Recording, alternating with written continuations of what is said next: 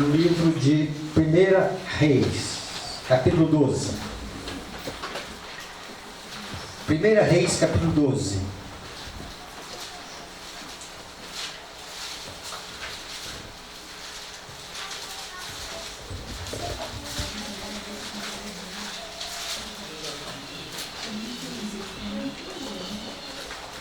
A partir do verso 25. Jeroboão edificou Siquém na região montanhosa de Efraim e passou a residir ali. Dali edificou Penuel. Disse Jeroboão consigo: agora tornará o reino para a casa de Davi. Se este povo subir para fazer sacrifícios na casa do Senhor em Jerusalém, o coração deles se tornará a seu senhor, a Roboão, rei de Judá. Me matarão e tornarão a ele ao rei de Judá. Pelo que o rei, tendo tomado conselhos, fez 2 bezerros de ouro e de seu povo. Basta de subir de Jerusalém. Vês aqui teus deuses, ó Israel, que te fizeram subir da terra do Egito. Pôs um em Betel e o outro em Dan. A história de Jeroboão é uma história do primeiro rei do Reino do Norte. Vamos aqui contextualizar. Houve uma divisão do reino, 10 tribos vão seguir a Jeroboão e 2 tribos vão ficar na parte sul, o reino de Judá, Benjamim, e nós encontramos Judá. E as demais tribos no reino do norte, da liderança de Jeroboão. Qual foi a intenção de Jeroboão fazer 2 altares, um em Dan e o outro em Betel? Na tentativa de segurar o povo, para que o povo não descesse para o reino do sul, ou seja, Jerusalém, onde ali havia o centro da adoração do povo de Deus, o templo, e o povo agora fosse inclinado a ficar na região sul, por causa que ali estava o santuário do Senhor. Então essa foi a proposta dele. Nós poderíamos resumir essa proposta na seguinte frase: Jeroboão, ele na tentativa de segurar o povo, ele vai fazer agora 2 altares, um em Dan, o outro em Betel. O texto ainda continua dizendo, a partir do verso 30, e se tornou em pecado, pois que o povo ia até Dan, cada um para adorar o bezerro. Jeroboão também fez santuários nos altos, e dentre o povo construiu sacerdotes que não eram dos filhos de Levi. Além dele colocar, vamos dizer assim, 2 altares idólatras, um em Dan e outro em Betel, ele vai constituir sacerdotes que não eram da tribo de Levi. Ele vai fazer uma modificação no sacerdócio. Diz também: fez uma festa no 8º mês, no dia 15º do mês. O que estava apontando essa data? Então, ele escolheu uma data.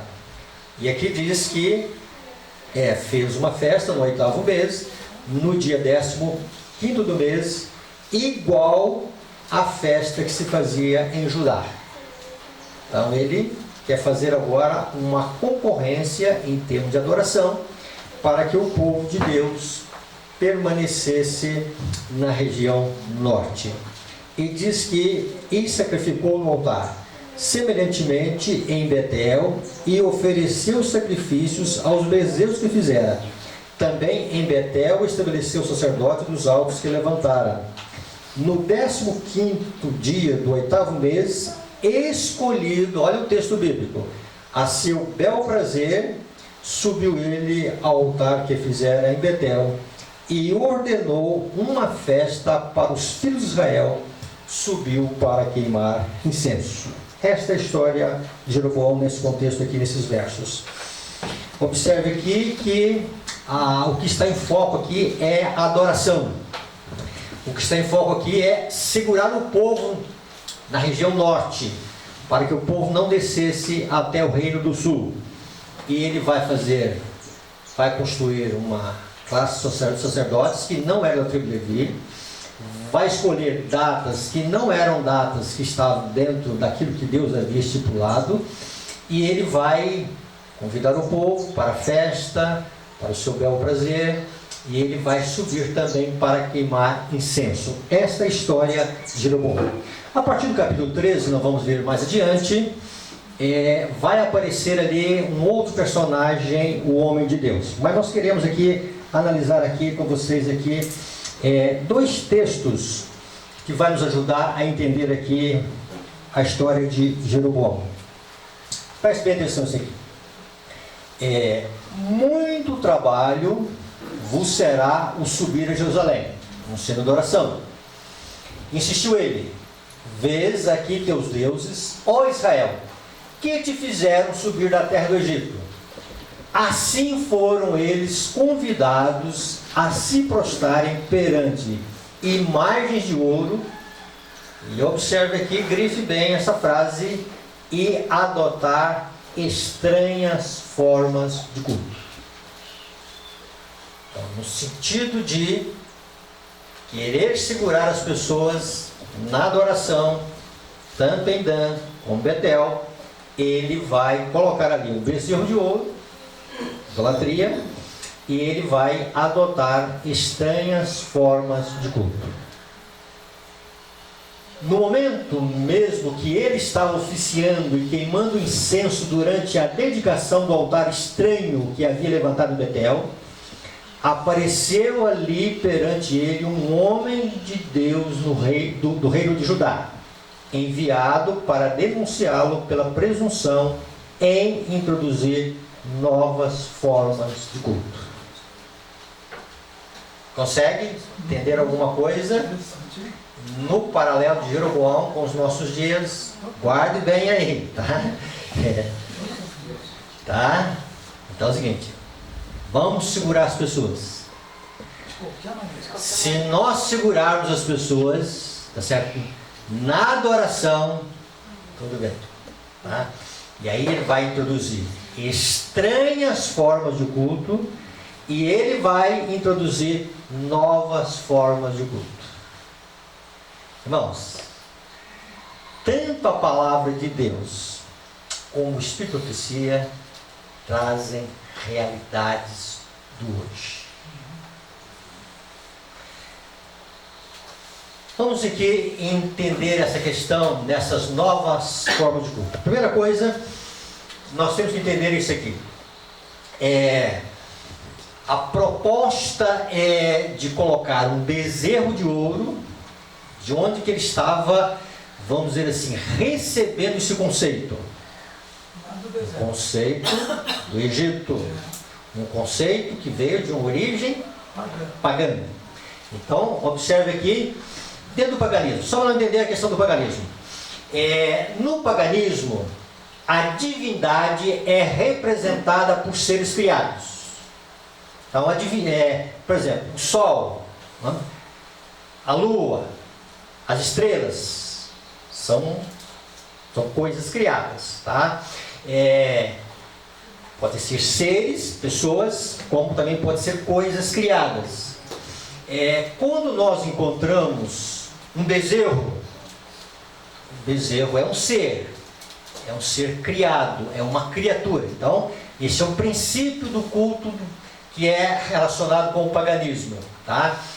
A divindade, os seres que se colocam como Deus no conceito do paganismo, eles são seres ou coisas criadas.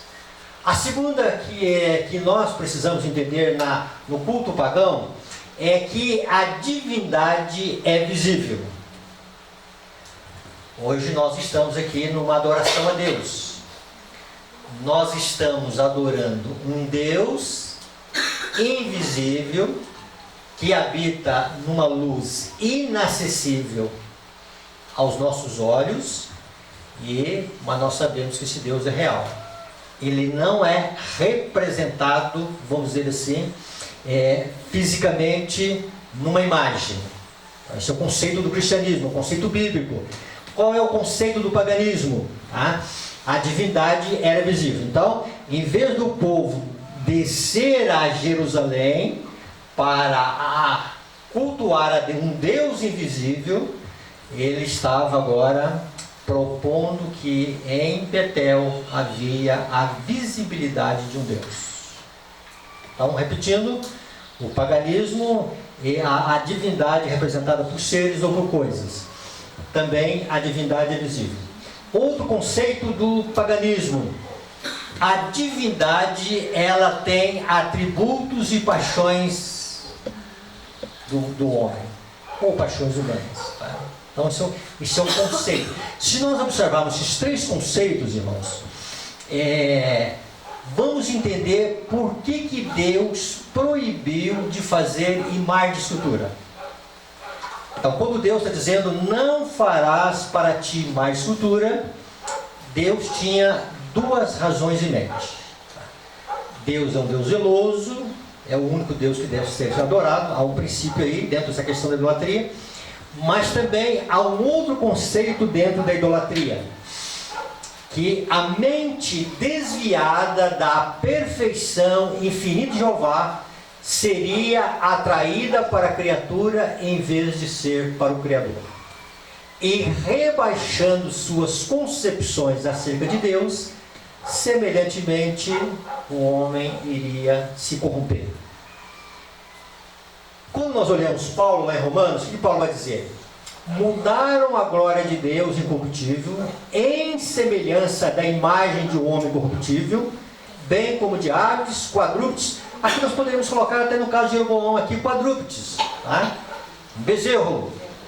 Então a glória de Deus, o caráter de Deus, a majestade de Deus, tudo que há de bom nos atributos de Deus, foi nivelado ao nível dos quadrúpedes, ou o nível de um bezerro. O que acontece? Qual que seria o próximo verso que Paulo menciona ali em Romanos? Esse verso vai dizer, por essa razão, por isso, Deus o quê? Nos entregou a paixões infames. Então, esse culto pagão, essa nova forma de Jeroboão cultuar, essa nova tendência de Jeroboão cultuar, introduziu o paganismo, com o paganismo viria a idolatria, com a idolatria viria a degradação do ser, do adorador. Este é o princípio básico. Outro aspecto que nós vamos entender aqui é que, ao adotar novas formas de culto, Jeroboão, ele estava introduzindo o profano. Então vamos lá. O que é profano? Aí o dicionário diz lá, que não pertence ao âmbito sagrado, que é estranho, que não pertence à religião, tornar-se comum que é sagrado. Então nós vamos entender mais adiante como é que funciona essa questão desta profanação de Jeroboão. E observe aqui esta irmandade aqui, ó. A intemperança, a licenciosidade. Essa palavra licenciosidade é uma palavra, ela está relacionada com, vamos dizer assim, a perversão do apetite sexual. O apetite sexual em si, ele não é pecado, mas quando ele é pervertido, ele se torna pecaminoso. Então, com a pessoa certa, na hora certa, no casamento, tá? É ordenado por Deus, é santo, e Deus tem propósitos com a sexualidade. Quando se fala da licenciosidade, está falando da deturpação da sexualidade. Então, a intemperança, a licenciosidade e a profanação são irmãs. Aonde existe a profanação, pode saber que existe a intemperança e pode saber que existe a licenciosidade. Vamos continuando a história. Queimar incenso. Observe que o rei, ele subiu para queimar incenso. No capítulo 13, no verso 1, E aí vamos entender essa questão do queimar incenso. Eis que, por ordem do Senhor, veio de Judá a Betel um homem de Deus, e Jeroboão estava junto ao altar para queimar incenso. Então vamos aqui especificar aqui a questão de Jeroboão e Betel. E diz que Jeroboão estava junto ao altar. Essa expressão, junto ao altar, ela vai nos ajudar a entender algumas coisas aqui. E diz que ele estava ali para queimar incenso. Aonde que estava, primeira coisa, a profanação? Queimar incenso era uma função do sacerdote, não era uma função do rei. Quando se fala de queimar incenso, nós temos que entender aqui algumas coisas. O incenso, e para que o incenso, o próprio nome está dizendo, a palavra de Deus vai dizer que é incenso aromático, ou seja, ele tem aroma. Para que este aroma fosse, vamos dizer assim, subisse, deveria colocar no incenso fogo. Então, queimar incenso é literalmente colocar fogo no incenso. Subia um aroma agradável àquele que era adorado. Esse é o sentido bíblico, tá? Queima-se incenso, o adorador, no caso, especificamente era o sacerdote, ou o sumo sacerdote, ele queimava esse incenso, e esse incenso, ele subia com um cheiro agradável a Deus. Ficou claro isso? Então, é bom a gente ter essas imagens para a gente entender aonde que a palavra de Deus quer chegar em relação a esse queimar incenso. Quando nós encontramos incenso nas mãos erradas e a outro Deus, vai provocar a ira de Deus. E incenso nas mãos de uma pessoa errada e um outro Deus, se provoca a ira de Deus, vai provocar o quê? Ao outro lado. A majestade satânica vai sentir que é um aroma agradável quando existe um fogo estranho que é colocado no incenso. Então nós temos que ter a questão do incenso, a questão do fogo, a questão da oração e a questão de quem é adorado e quem se alegra com o incenso. Quando nós olhamos dentro do ritual do Antigo Testamento, Deus vai colocar o sacerdote para que ele pudesse queimar incenso, e uma vez queimando incenso, esse incenso estava representando os méritos da justiça de Cristo, e isto subia como uma oferta suave, como vamos dizer assim, um ritual que Deus se alegrava com a questão do aroma do incenso. Tendo essa visão, irmãos, tendo esse entendimento, vamos passar agora mais adiante para nós entendermos a questão aqui em relação a esse incenso. Observe aqui a expressão que no capítulo 12, Jeroboão ele vai usar uma expressão. E nessa expressão ele vai usar a seguinte frase: vês aqui teus deuses, ó Israel, que te fizeram subir da terra do Egito. Observe aqui que a palavra Deus, ela está no plural. Isso significa que existe mais de um Deus. E a pergunta é: além do bezerro, além da divindade pagã que estava representada naquele bezerro, qual era a outra divindade que estava relacionada ali à questão de queimar o incenso? Aí no capítulo 13 nós encontramos a expressão junto ao altar. No capítulo 23 de 2 Reis, nós vamos ter um texto que vai nos ajudar a ter uma visão assim, bastante ampla do que era este outro Deus que estava ali no altar de Jeroboão. Então, vai passar-se os anos, Josias, o rei de Judá, ele vai ter mais adiante, quando há um declínio do reino do norte, Josias vai ter uma influência sobre o reino do norte, e Josias, ele é um personagem, um dos reis, podemos dizer assim, um rei que foi segundo as orientações de Deus, e ele vai fazer uma grande reforma em relação ali também em Betel. Então no verso 23 diz: corria o ano 18º do rei Josias. 23:15. Ok, perdão, tá? Diz o seguinte: também o altar que estava em Betel e o alto que fez Jeroboão. Então Jeroboão não somente fez um altar, diz aqui que ele fez um alto. E o que tem nesse alto? Vamos entender isso aqui. Filho de Nebate, que tinha feito pecar Israel.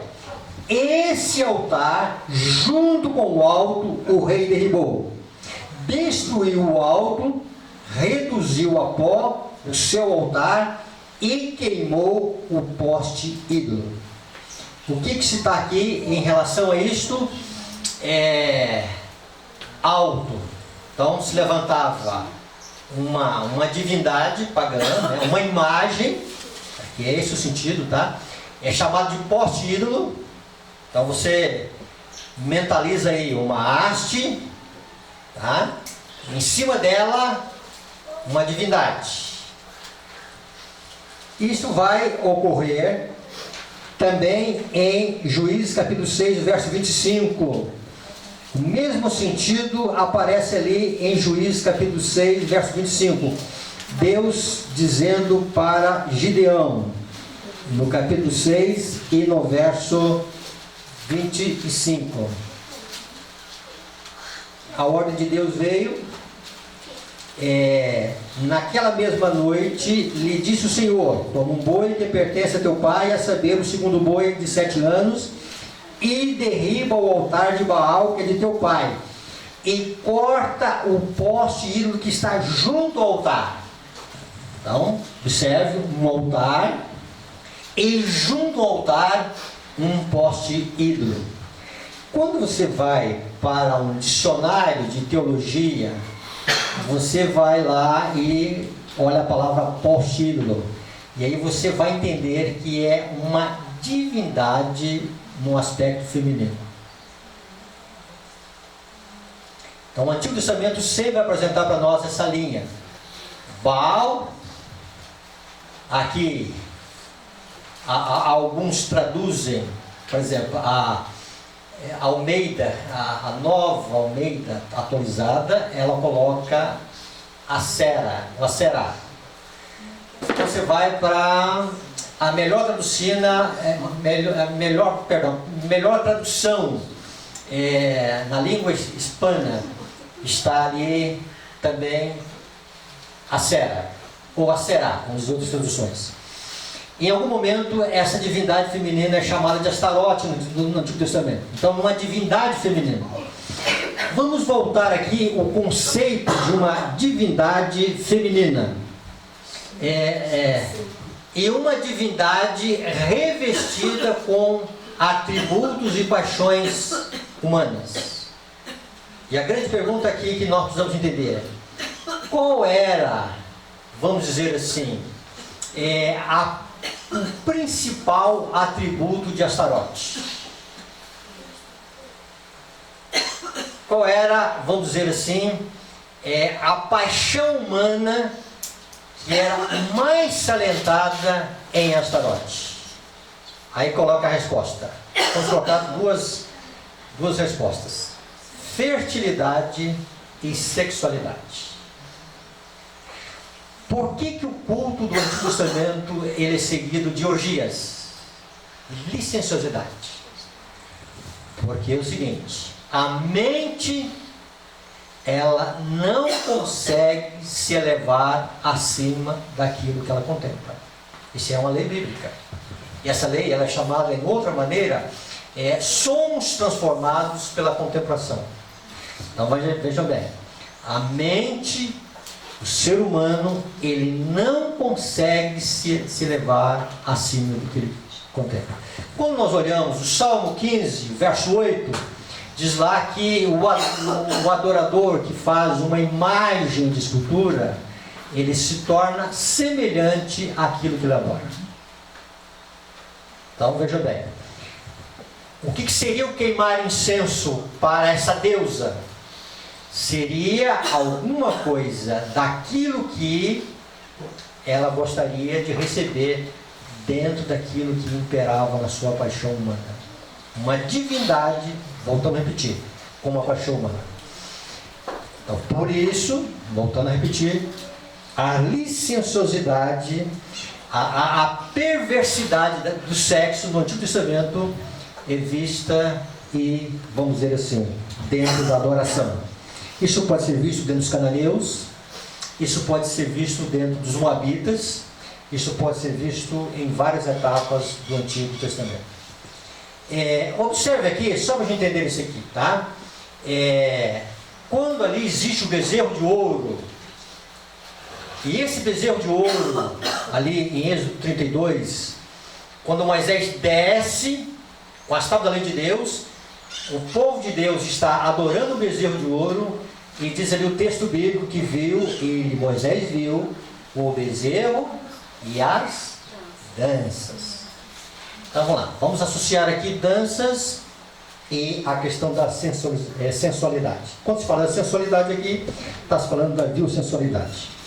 Quando nós olhamos a história de Herodes, que ali a filha de Herodias, que a tradição chama de Salomé, e a profecia confirma esse nome Salomé, diz então que ela dançou diante do rei. E dançando diante do rei, literalmente o rei perdeu a cabeça. Tá? E aí veja bem, interessante, voltando agora ao texto de ali, Êxodo, diz que o povo estava desenfreado. Então a história de Êxodo 32 é uma história de um povo que estava adorando o bezerro, e eles vão terminar nessa oração numa orgia, numa depravação. Quando nós olhamos a sensualidade dos moabitas, diz lá, patriarcas e profetas, o culto silencioso de Baal e Astarote, licencioso, tá? De Baal e Astarote, e diz, iludidos pela música e dança e seduzidos pela beleza das vestais gentílicas, romperam sua fidelidade para com Jeová. Então observe que através da dança, a dança desperta a sensualidade, e da sensualidade vem, vamos dizer assim, os atos vis diante de Deus. Tudo isso em nome da adoração. Interessante, irmãos, que quando se fala de Paulo dizendo lá em 1 Coríntios capítulo 10 que as coisas que aconteceram no Antigo Testamento são coisas que se referem para nós como tipologias, para o nosso exemplo, para aqueles que é chegado o fim dos séculos, ou o fim dos tempos. Interessante que Paulo cita lá Êxodo 32, vai dizer que o povo levantou para divertir, para comer. Tá? Então, veja bem, a religião, e dentro da religião, a adoração como uma forma de entretenimento. Né? O adorador, ele sentindo, vamos dizer assim, as suas paixões sendo despertadas. Então nós não precisamos aqui ser nenhum profeta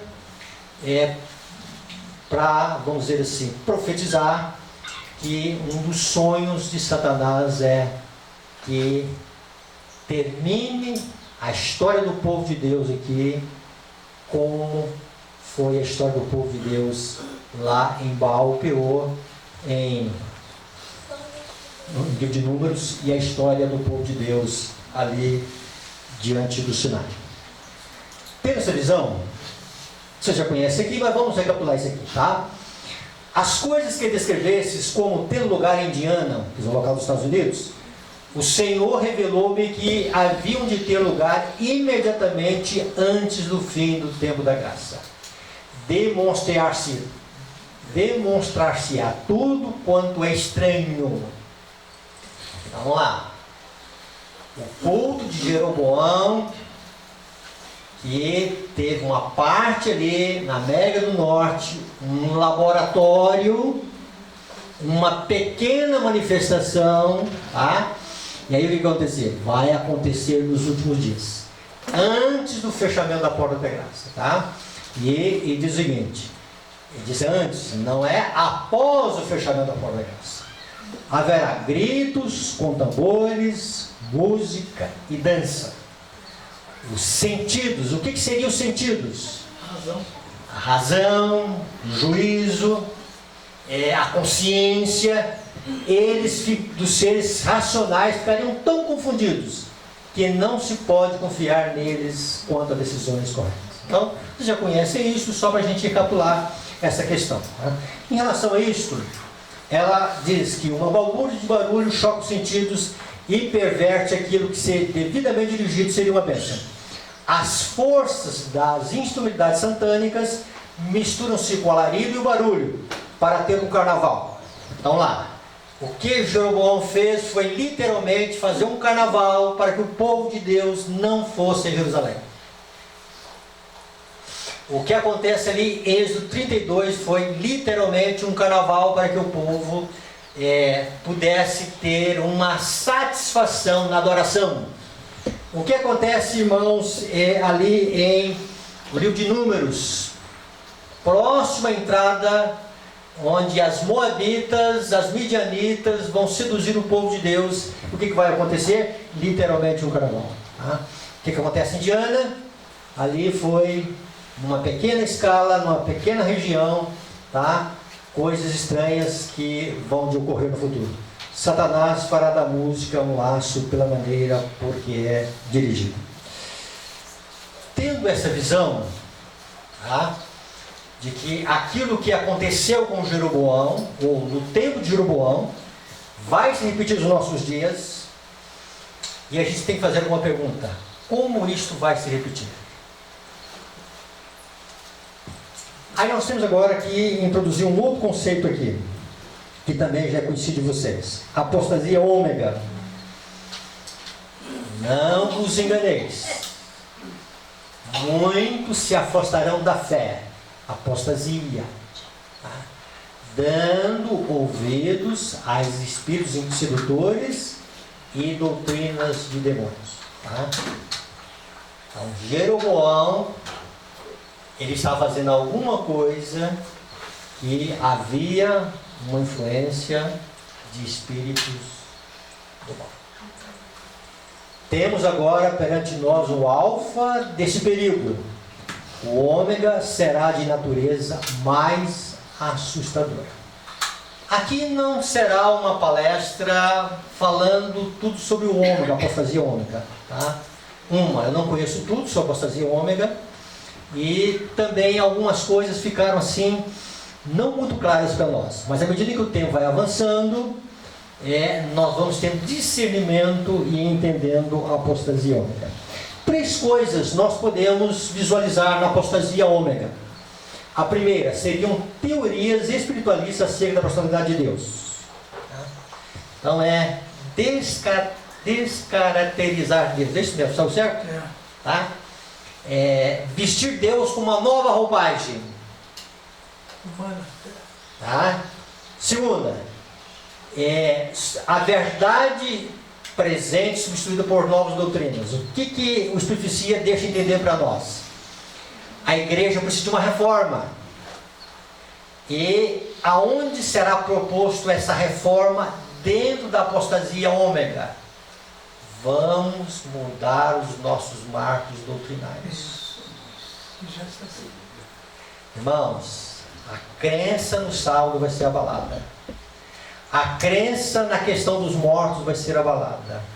A crença no santuário celestial será abalada. E uma das coisas que está sendo atacado e começa a ser atacado de uma forma mais intensa é a questão do santuário. Tá? Então, diante disso aí, vejam bem, se fizer uma nova roupagem com as doutrinas, aí sim, a igreja vai prosperar. Se o Espírito de Profecia está dizendo que era assustador, tá? Se era alguma coisa assim, de uma maneira assim, mais sutil do que foi o alfa, tá?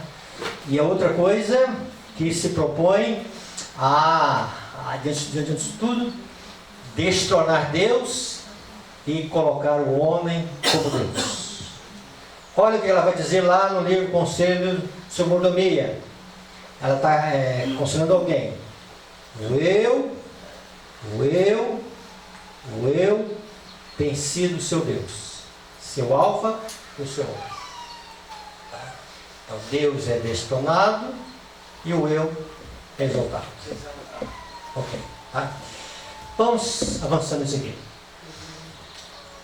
E aí ela dá para nós uma pincelada dentro da apostasia ômega dessa palavra aqui, panteísmo. Tá? O que é panteísmo? Primeira coisa, panteísmo é de origem pagã, é paganismo. Primeira coisa a entender do panteísmo é de origem pagã. O panteísmo é a crença que Deus é tudo e que tudo é Deus.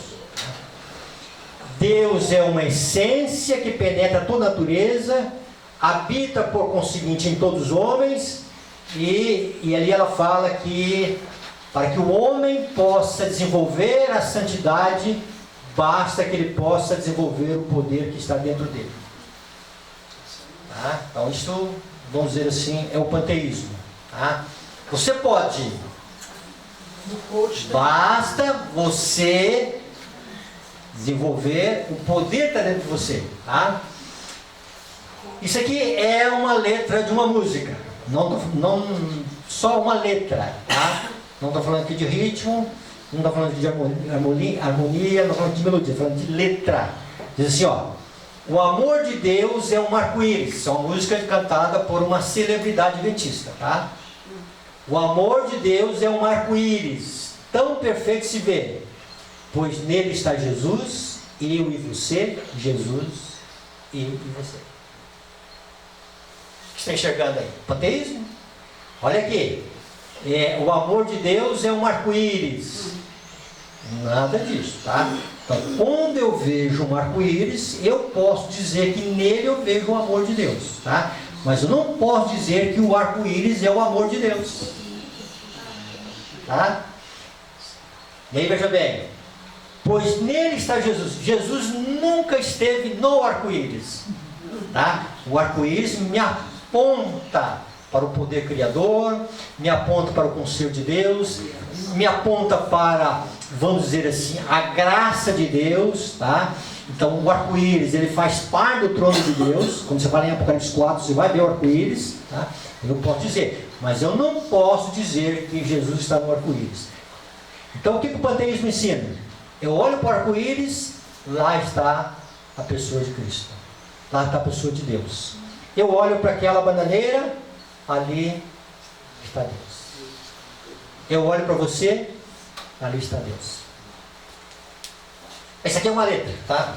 Como é que o panteísmo ele vai entrando, tá? Como é que o panteísmo vai entrando? Aí nós vamos entender aqui duas palavrinhas aqui, humanismo e antropocentrismo. Tá? E o que são essas duas palavrinhas em relação ao panteísmo? Tá? Vamos lá. Isso aqui também pegamos uma letra de uma música. Pegamos agora uma evangélica, tá? Mas pode pegar algumas adventistas também, tá? Tô falando de letra, só letra, tá?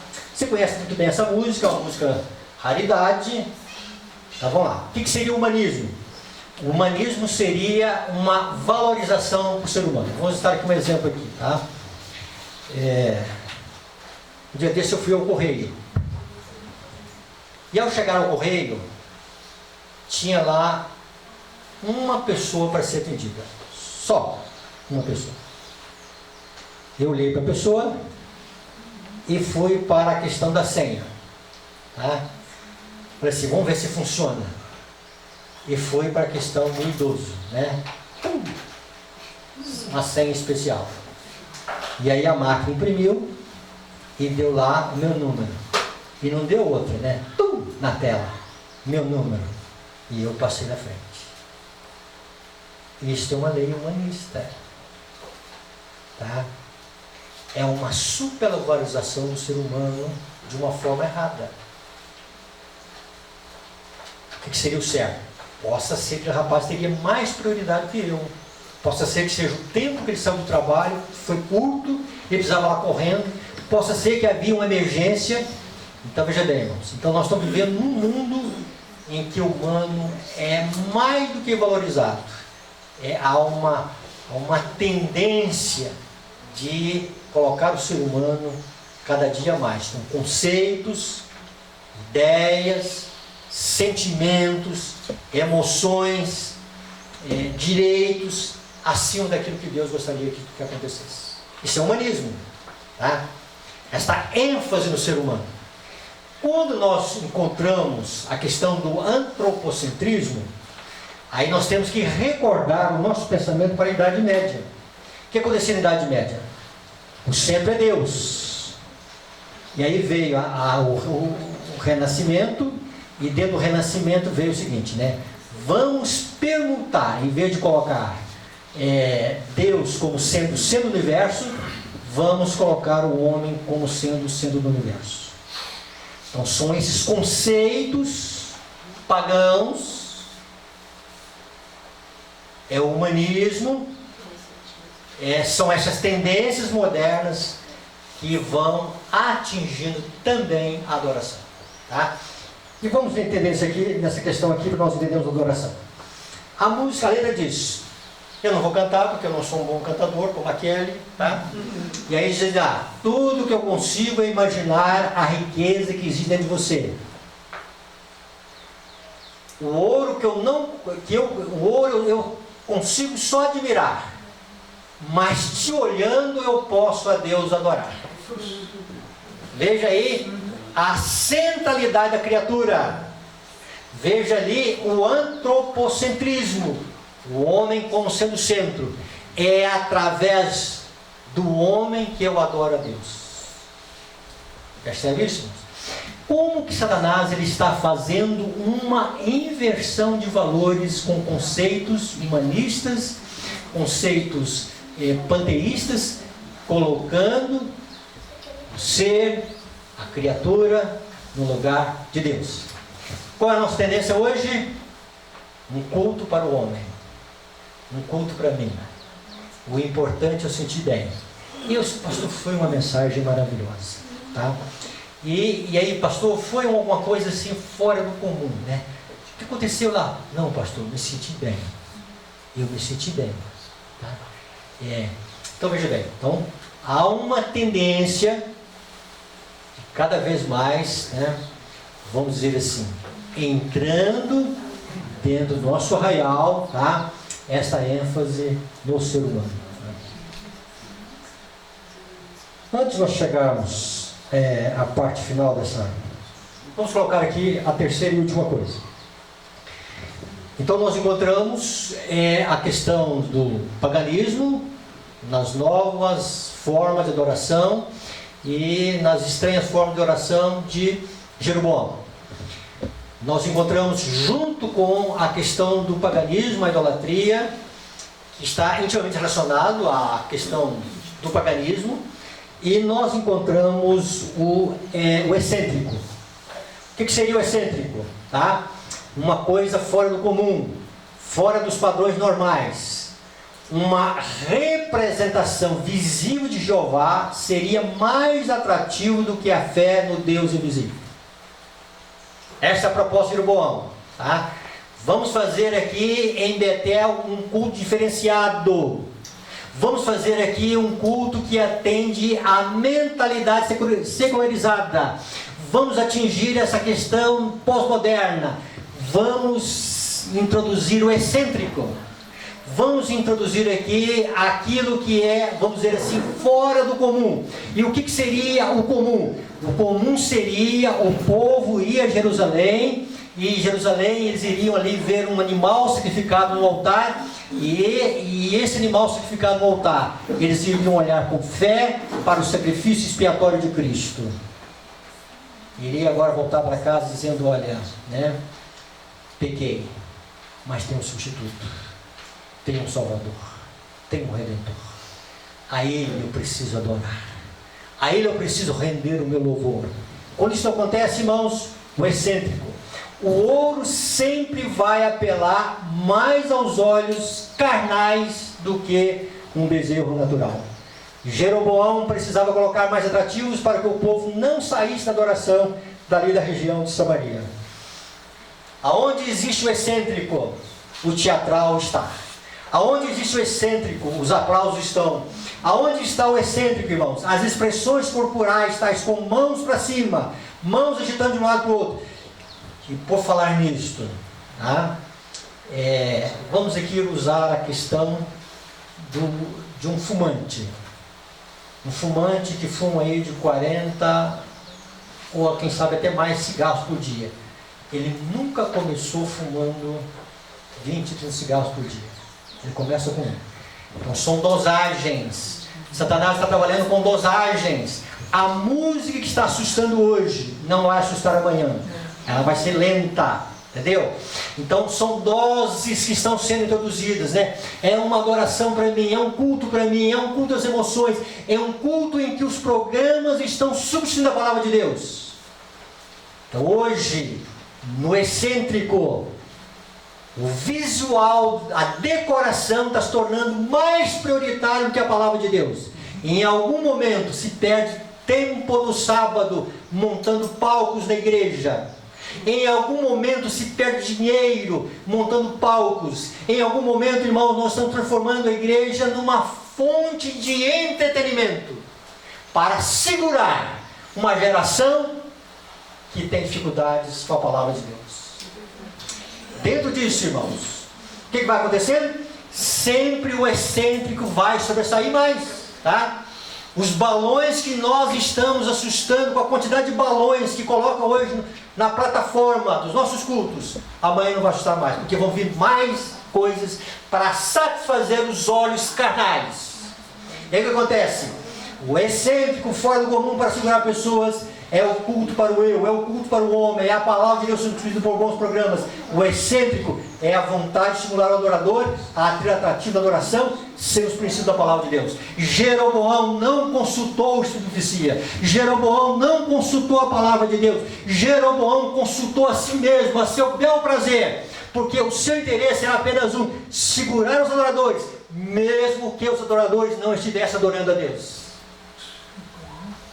Dentro disso, irmãos, o caminho através da apostasia ômega, do panteísmo, do humanismo, do excêntrico, do antropocentrismo, vai se tomando assim formas lentas, mas reais, em nosso meio. E o que nós temos pela frente? A história indiana se repetindo, tá? Um canal, tá? O incenso de Jeroboão queimou em relação a Astarote, ou a Sera, ou a Será, como queira, tá? É a silenciosidade. Aonde existe a profanação, existe a intemperança. E onde existe a intemperança, existe a licenciosidade. O que Jesus vai dizer para uma senhora chamada samaritana? Chegou até Jesus uma senhora que é chamada de samaritana, no capítulo 4. E essa senhora samaritana, da região, ela é da região lá de Jeroboão, os samaritanos do Reino Norte, das 10 tribos se rebelaram contra Deus, tá? E se rebelaram contra a liderança de Roboão, filho de Salomão, que de Roboão, da descendência de Davi, Salomão, Roboão, viria mais tarde o trono de Davi, Jesus, tá? Uma senhora encontrou com Cristo. Há um diálogo, no capítulo 4 do livro de João. Em determinado momento ela vai perguntar a Jesus: Senhor, aonde se deve adorar? No Monte Gerizim ou Jerusalém? Eu aprendi na tradução que eu não preciso ir a Jerusalém. Eu aprendi que eu posso adorar. Então, aonde que está o certo? Qual o conceito teológico que o Senhor vai me explicar acerca de onde está a verdadeira adoração? Aí Jesus vai dizer para ela: nem em Jerusalém, nem em Jericim, né? Mas adorar a Deus aonde? Em espírito, em verdade. E aí o Profecia comenta que foi o que Jesus disse para ela foi a mesma verdade de Nicodemos. A religião que vem de Deus é a única que leva para Ele. Para o servirmos devidamente é necessário nascer do Espírito, do Divino Espírito. Isto purificará o coração e renovará a mente, dando-nos nova capacidade para amar e conhecer a Deus. Comunicar-nos a voluntária obediência a todos os seus reclamos. Este é o verdadeiro culto, irmão. É fruto da operação do Espírito Santo. Quando o Espírito Santo ele não muda o coração, o que acontece? E aí, em determinado momento, Jesus vai dizer para um grupo de adoradores: vocês estão me honrando com os lábios, mas o coração está longe de mim. O coração não foi transformado pela graça de Deus. A adoração não é fruto da operação do Espírito de Deus. A adoração é fruto de um desejo de adorar a Deus sem saber realmente o que está acontecendo. E Jesus diz: olha, a verdadeira adoração, ela é fruto da operação do Espírito Santo de Deus no coração. Se o Espírito Santo não refinar o nosso gosto, nós vamos ter prazer para comer coisas erradas. Se o Espírito Santo não refinar o nosso bolso, não ter tendências para gastar dinheiro de uma forma errada. Se o Espírito Santo não reformar e não purificar o nosso gosto musical, não adianta palestras. O gosto é carnal. E se o gosto é carnal, ele vai continuar sendo carnal. Cabe a nós dizer que é carnal. Porque o Espírito Santo não tocou no coração. Se o Espírito Santo não toca no coração, irmãos, há, vamos dizer assim, perversão do gosto. Então passa a ser: eu canto para Deus, mas eu estou cantando, fazendo oração sem perceber para mim mesmo. Então, eu estava ouvindo uma palestra, não, uma pesquisa de um pastor, não da nossa igreja, e ele perguntou assim: quando é que o hino é humanista ou não? Ele diz assim: se você ver as seguintes expressões no hino: eu sonhei, eu imaginei, eu experimentei, ele diz assim, 90% você já percebe que não é de Deus. São coisas dos seres humanos, certo? Sem colocar a Deus como sendo tudo. Queridos irmãos, com isso nós precisamos de uma coisa. Nós precisamos adorar a Deus de uma forma correta. Como se adora a Deus de uma forma correta? Uma vida de obediência a Deus. Primeira coisa. Segunda coisa, nós precisamos do Espírito de Deus na nossa vida. Sem Ele, mesmo que a gente cante um hino certo, mesmo que o sermão que a gente pregue não seja um sermão existencialista, que só toca nas emoções, também não é a verdadeira adoração. Então nós precisamos fazer uma correção aqui na nossa vida, né? Para que saia dos nossos lábios é fruto da operação de Deus. Para que a gente tenha no coração o desejo de glorificar a Deus. O culto não é para mim, o culto é para Deus. O culto não é para me sentir bem, é para Deus sentir bem. O culto não é para que eu explore as minhas emoções. O culto é para que Deus seja louvado e engrandecido. E o Espírito Santo de Deus, irmãos, Ele é o único ser que Ele pode fazer com que as emoções também que estão consertadas em nós, Ele não só refina a nossa vida em vários aspectos, mas Ele faz esse ajuste entre razão e emoções. Como ser humano nós somos emocionais, nós somos sentimentais. Mas o que o pecado fez? Ele desequilibrou essa relação entre a razão e as emoções. E o Espírito Santo quer colocar as emoções de uma forma, vamos dizer assim, restauradas em nós, para que a razão esteja acima dos sentimentos e emoções que nós temos. Amém. E que Deus seja glorificado. Amém. Precisamos, irmãos, entender nesse momento que nós estamos vivendo, tá? Que a história de Jeroboão, ela está apresentando para nós uma realidade, tá? E que aquilo que Deus profetizou para nós no passado, nós já podemos ver em realidade nos nossos dias. Deus nos ajude para que nós possamos, irmãos, pela graça de Deus, por amor a Cristo Jesus, o nosso Redentor e Salvador, entender o tempo que estamos vivendo, Deus fazer uma correção em nós e Deus nos ajudar para que nós possamos ajudar outros a encontrar o sentido da verdadeira adoração. Amém. Amém. Jesus vai dizer para a samaritana: a tais adoradores o Pai está à procura. A tais adoradores o Pai está à procura. Quando nós olhamos para a primeira mensagem angélica, que é também a terceira mensagem angélica, podemos dizer assim, elas são separadas. Adorai aquele que fez o céu, a terra, o mar e as fontes das águas, e tudo que neles há. Que Deus abençoe. Amém? Amém. Bondoso Pai, que o Teu Santo e Bom Espírito nos ajude, Senhor, sermos verdadeiros adoradores em Cristo Jesus. Amém. Amém.